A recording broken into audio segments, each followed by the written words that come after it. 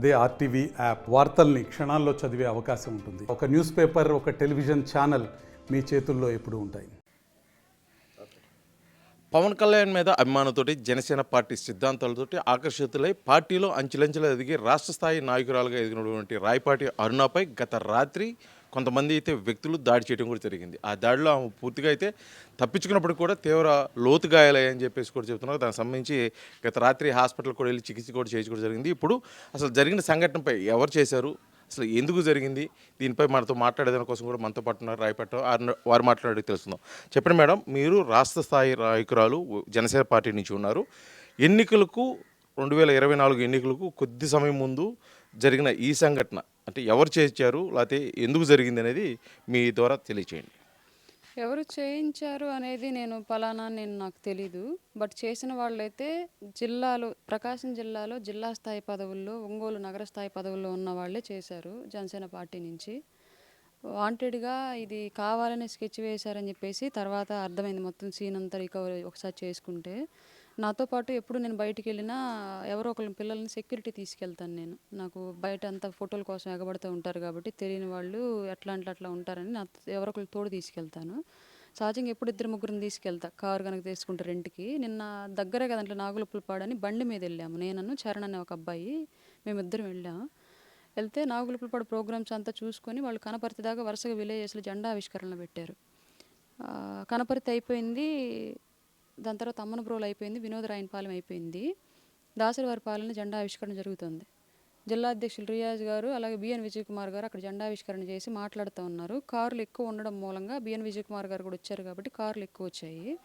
కార్లు ఎక్కువ ఉండడం మూలంగా మేము ఎక్కడో వెనకాల ఉండిపోయాము. ఇంత లాంగ్ నేను నడిచి అక్కడికి వెళ్ళడం ఇబ్బంది లేదు. నేను కారు దిగలేదు, కారులోనే ఉన్నాను.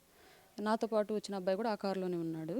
కారు ఉప్పుగుండూరు వాళ్ళది. ఆ కారు వాళ్ళే, అక్క నువ్వు బండి మీద రావడం బాగాలేదు, కారు ఎక్కువ, మా కారు తీసుకెళ్దాం, కారులో వెళ్దామని చెప్పేసి టైగర్ ఆ కారులో వెళ్దామని చెప్పేసి కారు ఎక్కించుకున్నారు. ఆ కారులో వెళ్తూ ఉన్నాం. మేము వెళ్తూ ఉండగా మధ్యలో ఆగింది కదా క్యాన్వాయ్, అక్కడ ఆరికి శివ అలాగే షాలు అలాగే ఇంకొక అబ్బాయి ఎవరో ముగ్గురు వచ్చారు.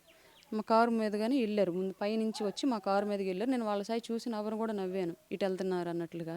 వెనక్కి వెళ్ళి ఎవరితోనో మాట్లాడి మళ్ళీ మా కారు కాడికి వచ్చి నా కారులో ఉన్న చరణ్ని రే దిగురా కిందకి అన్నాడు. ఆరికి శివ వచ్చి పెద్దోడు కదా ఎందుకు పిలుస్తున్నాడు అని చెప్పి ఈ అబ్బాయి ఏందన్నా అని దిగాడు, మామూలుగా దిగాడు ఏందన్నా అని. ఇంకా మాట లేదు పలుకులేదు, వాడిని కొడుతున్నారు పట్టుకొని ముగ్గురు. నేను గబగబా డోర్ తీసుకుని కిందకి దిగి ఎందుకు కొడుతున్నారంటే నాకు సమాధానం చెప్పాలి. నన్ను అడ్డని పక్కకు నెట్టేసి కొడుతున్నారు, వాడిని మాటలు లేవు. కొడుతుంటే ఎందుకు కొడుతున్నారు, చెప్పకుండా కొడుతున్నారు ఏంటి, అసలు నాతో వచ్చిన పిల్లోడిని చేసుకుంటున్నారు, ఏం చేయాలనుకుంటున్నారు మీరు, నేను సీరియస్ అయితే అప్పుడు చంపేస్తా నా కొడక, నువ్వు మమ్మల్ని అడ్డం లెగవమంటావా అని చెప్పేసి అప్పుడు అన్నారు. ఏం అడ్డం లెగవమన్నారు ఏంటి అన్నాను నేను. ఇందాక మేము నడుస్తుంటే నీకు అడ్డం ఉన్నామని మమ్మల్ని అడ్డం లెగవమన్నాడు అన్నాడు ఆరికి శివ. అది తప్పెట్లా ఇది శివ, నేను ఆడపిల్లని నా కాళ్ళు తొక్కుతా మీరు నడుస్తున్నారు నా ముందు, దానికి అడ్డలాగమన్నాడు, వాళ్ళు నేను తీసుకొచ్చుకునేది అందుకు, అది తప్పెట్లా ఇది అట్లా అనుకుంటే రోజు నన్ను పిల్లి రాజేష్ గారు, చిట్టం ప్రసాద్ గారు రోజు నన్ను నెట్టి నా కాళ్ళు దొక్కుతూనే ఉంటారు. నేను ఇంతవరకు ఎప్పుడు మాట్లాడలేదు వాళ్ళ గురించి. నువ్వు అది తప్పే ఉందని అంతలా వాడిని కొడుతున్నావు, పొరి వాడు నీకు తప్పు అనిపించింది అనుకో నాకు చెప్పాలి కదా, నేను మాట్లాడతాను కదా, నాతో వచ్చిన కుర్రోడు బాధ్యత నాకు ఉండేదిగా, వాళ్ళ ఇంట్లో వాళ్ళకి నేను సమాధానం చెప్పుకోవాలి కాబట్టి కొట్టడం తప్పు కదా అని.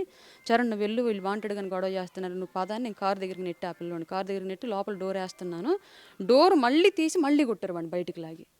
నేను బలవంతంగా మళ్ళీ వాడిని లోపలికి నెట్టి డోర్ వేసాను. శివ తప్పు చేస్తున్నారు మీరు, కరెక్ట్ కాదు ఇది, వెళ్ళండి, ఇంకా మీ కోపం పోయింది కదా, నా మీద కోపం వాడి మీద చూపించినట్టున్నారు, మీరు వెళ్ళండి అని చెప్పేసి పంపించేశాను. పంపించాక కారులో అబ్బాయి ఏం చేశాడంటే, డ్రైవర్ ఉన్నాడు ఒక అబ్బాయి దిలీప్ అని, ఉప్పుగుండారు అబ్బాయి కారు డ్రైవరు. ఆ అబ్బాయి వాళ్ళ బాబాయికి చెప్పాడు ఫోన్ చేసి, వాళ్ళ బాబాయ్ ఆ కాన్వాయ్లోనే ఉన్నారు.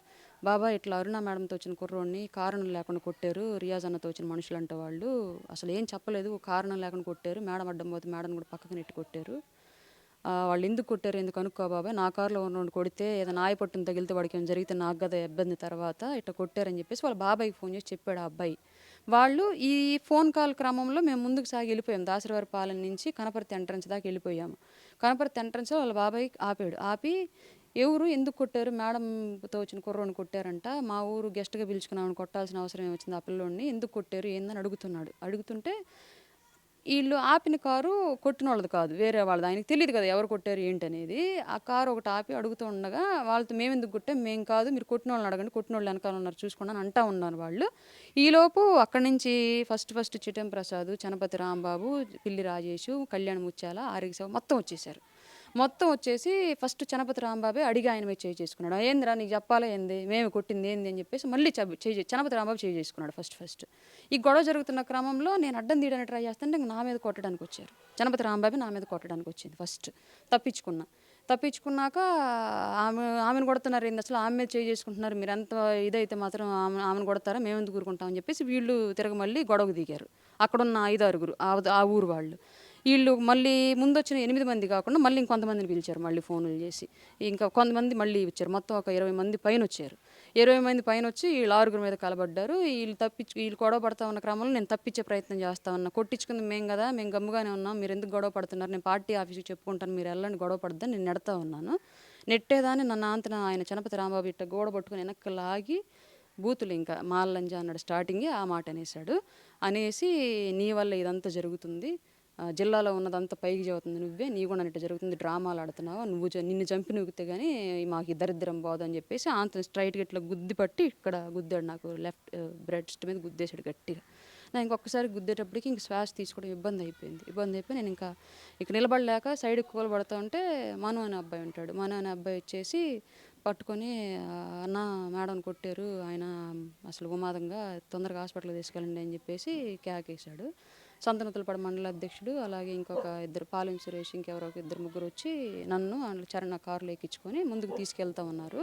ముందుకు తీసుకెళ్తున్న క్రమంలో ఈ అబ్బాయి మెడలో చైన్ లాగేసుకున్నారు. దిలీప్ అనే అబ్బాయి కారు డ్రైవర్ ఎవరైతే ఉన్నారో ఆ అబ్బాయి మెడలో చైన్ లాగేసుకున్నారు. వీళ్ళు చనపతి రాంబాబు చైన్ లాగేశాడు.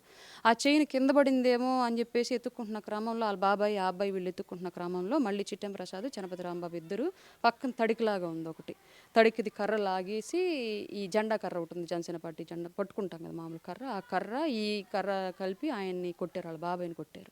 ఆయనకి వెనకాల తల పగిలింది. మొత్తానికైతే ఈ జరిగిన సంఘటన మొత్తం చూసుకున్నట్టయితే గత కొంతకాలంగా ప్రకాశం జిల్లాలో జనసేనలో ఉన్నటువంటి అంతర్గత పోరు, ముఖ్యంగా రియాజ్కి మీ మధ్య, ఎందుకంటే రియాజ్ కూడా మొదటి నుంచి మిమ్మల్ని వ్యతిరేకిస్తున్నారని మీరు చెప్పిన దేఫలాలో కూడా ఇది రియాజ్ మనుషులే చేశారని చెప్పి అంటున్నారు. ఇది కేవలం ఆధిపత్య పోరు కోసం జరిగిందా, లేకపోతే మరేదైనా కోణం ఉంది? ఎందుకంటే రానున్న 2024 ఎన్నికల్లో జనసేన రాష్ట్రంలో కీలక పాత్ర అయితే పోషించిపోతుంది. దీన్ని దృష్టిలో పెట్టుకొని అథారిటీ కోసం, అంటే ముఖ్యంగా ఆధిపత్యం కోసం ఈ దాడి జరిగిందని అనుకోవచ్చుంటారా? ఆధిపత్యం అనేది నా సైడ్ నుంచి లేదండి. అతను జిల్లా అధ్యక్షుడు, ఆయన మీద నాకేమీ లేదు. నా స్థాయి వేరే, ఆయన స్థాయి వేరే, ఎవరి ప్రోటోకాల్ వాళ్ళకుంది. ఆధిపత్య పోరు అంటే పాపం ఆయన ఈ మధ్యకాలంలో హట్ అయిపోయి కొందరిని పిలిచి నేను 1 లక్ష రూపాయలు, నేను 1 కోటి రూపాయలు పెట్టగలను టేబుల్ మీద, నేను 50 లక్షలు పెట్టగలను, ఆ అమ్మాయి పెట్టిద్దా, ఆ అమ్మాయి స్థాయి ఏంది, నా స్థాయి ఏంది, మమ్మల్ని ఇద్దరిని ఆధిపత్యం ఎలా అంటారని చెప్పేసి అడిగిన సందర్భాలు కూడా, నా కాల్ రికార్డింగ్స్ కూడా నా కాడ ఉన్నాయి. నా ఫైనాన్షియల్ పొజిషన్ గురించి కూడా చాలా చీప్గా మాట్లాడాడు, పూర్గా ఉన్నానని. అవి కూడా కళ్యాణ్ గారికి పంపించాను నేను, అధ్యక్షుల గారికి. ఆధిపత్య పోరు లాంటిది నా సైడ్ నుంచి ఏమీ లేదు. నేనేం ఆయన స్థాయి ఎక్స్పెక్ట్ చేయట్లేదు, నేను కనీసం యాస్పిరెంట్ని కూడా కాదు. కాకపోతే ఏంటంటే కొంచెం జనాల్లో ఇంతకుముందు ప్రకాశం జిల్లాలో పార్టీ వీక్గా ఉంది, నాయకులు కొంచెం సరిగ్గా పనిచేయక అన్న భావన ఉన్న వాళ్ళకి నేను ఒక హోప్ లాగా కనిపించాను. వాయిస్ ద్వారా కానీ లోకల్గా ఉన్న ఇష్యూస్ మీద అడ్రస్ చేయడం మీద, రాష్ట్ర వ్యాప్తంగా పేరు తెలియడం వల్ల ప్రకాశం జిల్లాకి కొంచెం నేను రావడం వల్ల కొంచెం తెలిసిందన్న భావన అందరు నన్ను ఓన్ చేసుకున్నారు. ప్రతి ఒక్కళ్ళు ఇవాళ ఆయనకన్నా నాకు ఎక్కువ ప్రయారిటీ ఇస్తున్నారు, గౌరవం అంతే, అది ఇంకే వేరే ఉద్దేశం ఏమి కాదు. దాన్ని వాళ్ళు తీసుకోలేకపోతున్నారు. ఇది అయితే మొత్తానికి జరిగిన సంఘటన పార్టీ అంతర్గత వ్యవహారంగా చూసి దీనికి సంబంధించి ఉన్న మీ పైన అయితే ఎవరైతే అథారిటీ ఉన్నారో జనసేన పార్టీకి సంబంధించి ఇప్పుడు నాదెండ్ల మనోహర్ కానీ పవన్ కళ్యాణ్ కనుక వారికి తెలియజేయడం జరిగిందా? దీనిపై వారు ఏమైనా స్పందించారా లేదా? రాత్రే సార్ వాళ్ళకి చెప్పాను, ఇలా జరిగింది సార్, ఇలా కొట్టారని చెప్పేసి. హరిప్రసాద్ గారు కాల్ చేసి మాట్లాడారు, అజయ్ కుమార్ సార్ ఫోన్ చేసి మాట్లాడారు, అధ్యక్షుల వారికి కళ్యాణ్ గారికి వాళ్ళు చెప్తామన్నారు. పైగా సంఘటనకు సంబంధించి ఉన్న వాళ్ళందరూ అక్కడ స్థానికులు ఎవరైతే నాకు సపోర్ట్గా వచ్చారో వాళ్ళవి, ఈ గొడవలో ఎవరైతే పాల్గొన్నారో వాళ్ళవి ఫోన్ నెంబర్లు, పేర్లు మొత్తం వివరాలు పెట్టమన్నారు, పిలిపించి మాట్లాడతాము.